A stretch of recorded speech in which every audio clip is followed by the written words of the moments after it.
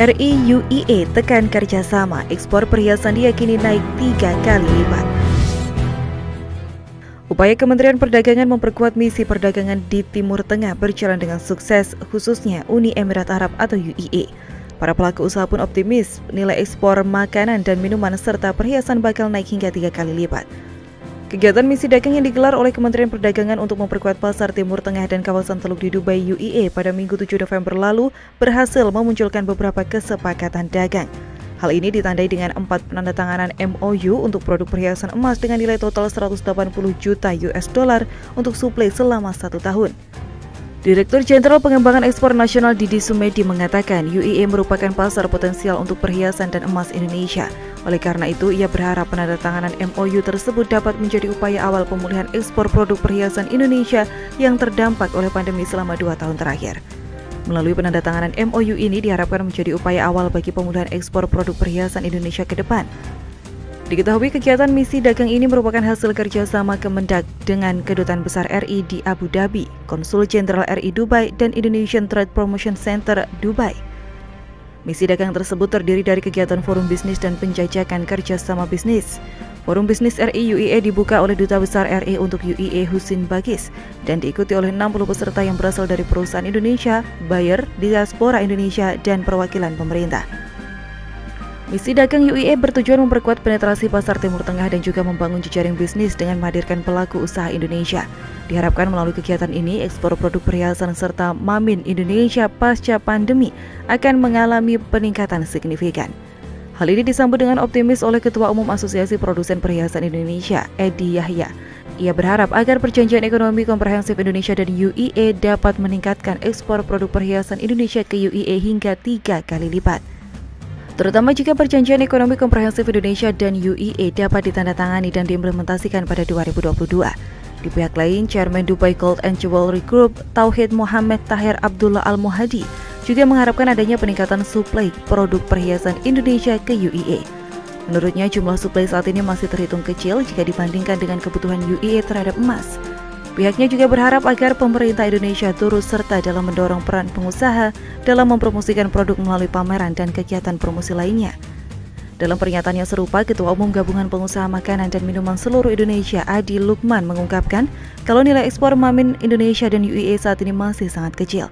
Diharapkan ada investor UAE di sektor mamin untuk berinvestasi di Indonesia.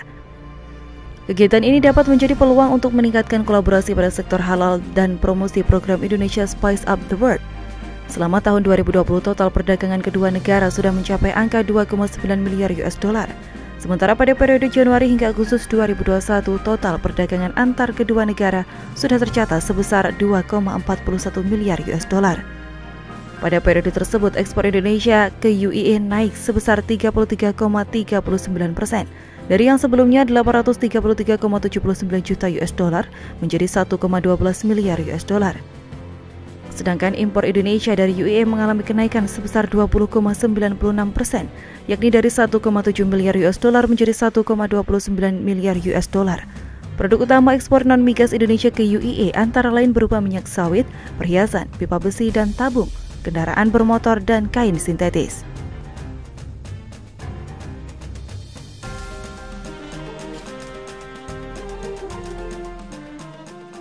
Mantap, mimpi besar RI bakal terwujud. Genjot energi EBT bangun PLS terapung. PT Pertamina Persero dan Masdar yang bergerak di bidang energi baru terbarukan atau EBT telah menyepakati kerjasama antara kedua belah pihak. Direktur Utama Pertamina Nike Widiawati dan CEO Masdar Muhammad Jamil Al-Ramahi secara formal bertukar dokumen nota kesepahaman atau MOU di Istana Kepresidenan Uni Emirat Arab di Abu Dhabi pada Kamis 4 November yang disaksikan Putra Mahkota Abu Dhabi Syekh Muhammad bin Zayed Al Nahyan dan Presiden RI Joko Widodo. Selain itu, penandatanganan tersebut juga dihadiri oleh sejumlah Menteri Republik Indonesia, yaitu Menteri Koordinator Maritim dan Investasi, Menteri Koordinator Perekonomian, Menteri BUMN, Menteri Luar Negeri, dan Menteri Perdagangan. Pertamina Power Indonesia sebagai subholding Power and New Renewable Energy dan Masdar menandatangani nota kesepahaman untuk menjajakan bersama pengembangan PLTS terapung dan di atas tanah atau ground mounted serta solusi energi bersih di Indonesia. Nike Widiawati menjelaskan Indonesia memiliki peta jalan transisi energi untuk Indonesia yang tertuang dalam Grand Strategi Energi Nasional di mana bauran energi mencapai 23% pada 2025 untuk EBT dan 31% pada 2050. Dengan peta jalan tersebut, Pertamina percaya sektor energi dapat menurunkan emisi sebesar 314 juta ton karbon. Pertamina sebagai BUMN energi terbesar di Indonesia memiliki komitmen tinggi mendukung target pemerintah. Beberapa inisiatif pengembangan EBT Pertamina untuk mendukung target tersebut antara lain meningkatkan kapasitas terpasang panas bumi yang dioperasikan sendiri menjadi 1.128 MW pada 2026, pengembangan pembangkit listrik tenaga surya dan angin, serta green and blue hydrogen, ujar Nike. Nike melanjutkan, kolaborasi sangat penting dalam upaya mempercepat transisi energi. Kerjasama strategis antara Pertamina NRE dengan Masdar ini akan berpotensi mendorong percepatan transisi energi. Masdar merupakan perusahaan berbasis di Abu Dhabi dan anak usaha dari Mubadala Investment Company, perusahaan nasional Abu Dhabi. Bisnis Masdar fokus pada energi terbarukan. Saat ini Masdar aktif beroperasi di 30 negara seperti UAE, AS, Australia, India, Indonesia, dan lain-lain. CEO Masdar Muhammad Jamil Ar-Ramahi menyampaikan, perjanjian ini menunjukkan komitmen mendalam dari Masdar untuk mendukung transisi energi di Indonesia dan mencapai target net zero emission.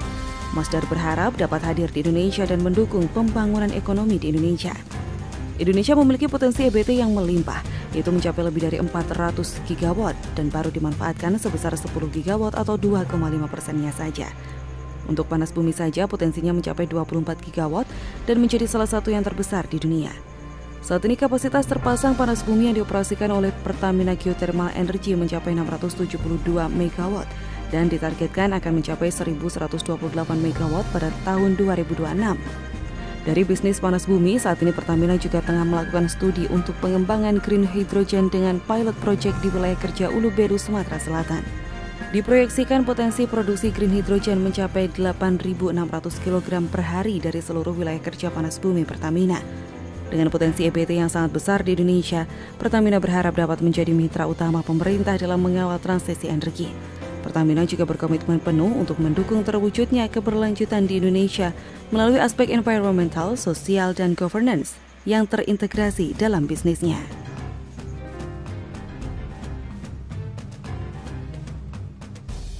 KCC gunakan teknologi ini untuk cegah kemacetan. Tiang-tiang beton menjadi pemandangan bagi pengendara yang melintas tol Jakarta Cikampek. Tiang beton itu merupakan proyek kereta cepat Jakarta-Bandung. Jika diperhatikan, di atas tiang tersebut terpasang beberapa jenis mesin raksasa berteknologi canggih. Seperti permainan Lego, mesin bernama girder launcher tersebut berfungsi untuk menyusun dan memasang girder box atau balok-balok beton satu persatu sampai tersambung di antara tiang-tiang beton tersebut yang menyusun struktur jembatan lintasan kereta cepat Jakarta-Bandung. Direktur Utama PT Kereta Cepat Indonesia Cina atau KCIC Dwiyana Slamet Riyadi memastikan bahwa pemasangan girder box di tiang-tiang beton lintasan kereta cepat Jakarta-Bandung tidak akan mengakibatkan kemacetan.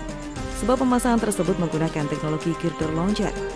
Girder launcher merupakan teknologi yang berperan penting dalam kelancaran percepatan pembangunan KCJB yang ditargetkan beroperasi di akhir 2022.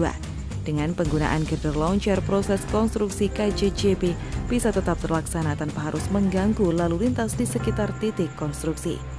Karena lokasinya yang berada di lokasi padat dan ramai, efisiensi pengerjaan menjadi fokus yang sangat penting. Jadi proses instalasi girder box dengan girder launcher ini tidak akan berdampak besar pada lalu lintas di sekitarnya. Jelasnya, Dwiyana menambahkan sejauh ini pemasangan girder box sudah berhasil dilakukan di 3 casting yard berbeda, yaitu Cikarang, Karawang, dan Bandung.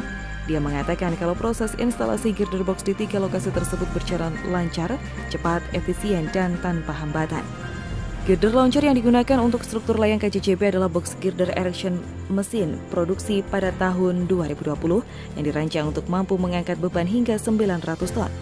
Mesin dengan motor listrik sebagai penggerak ini memiliki tingkat angkat kurang lebih 8 meter dengan kecepatan angkat mencapai 0,8 sampai 0,9 meter per menit. Tentunya girder launcher tersebut sudah melalui tahap uji dan dinyatakan layak untuk digunakan pengerjaan konstruksi layang KCJB.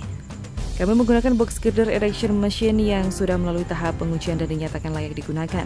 Launcher ini mampu mengangkat beban sampai 900 ton dan memiliki kecepatan angka 0,8 sampai 0,9 meter per menit. Ini adalah mesin launcher terbesar yang pernah digunakan di Indonesia yang mampu menyelesaikan pemasangan girder box dengan lebih cepat dan efisien, papar Dwiyana. Secara teknis, girder box yang dipasang pada struktur layang KCJB akan diangkut dari 3 pabrik berbeda, yaitu Karawang, Cikarang, dan Bandung. Kemudian girder box tersebut akan diangkut ke atas batang pier menggunakan beam lifting crane. Selain itu, proyek pembangunan trase KCJB juga memiliki girder launcher canggih yang digunakan pada struktur terowongan berjenis tunnel box girder friction machine. Girder launcher ini memiliki fleksibilitas yang tinggi karena memungkinkan operator mesin untuk menekuk sayap launcher sehingga mesin mudah dilepas pasang saat pemasangan girder box di struktur terowongan. Proses pengerjaannya, ketika hendak melakukan pemasangan di terowongan, bagian railing dilepas terlebih dahulu. Kemudian sayap serta tiang penyangga launcher ditekuk agar ukurannya menjadi dapat disesuaikan dengan luas terowongan. Setelah sampai di pintu masuk terowongan, bagian-bagian yang dilepas bisa dengan mudah dipasang kembali. Girder launcher jenis ini membuat pemasangan girder box di dalam terowongan pada trase kereta cepat Jakarta-Bandung lebih cepat dan efisien ketimbang cara lama dengan memasang penyangga di bawahnya yang umumnya dilakukan dalam pembangunan jembatan tol. Terlebih proyek KCJB memiliki 13 terowongan.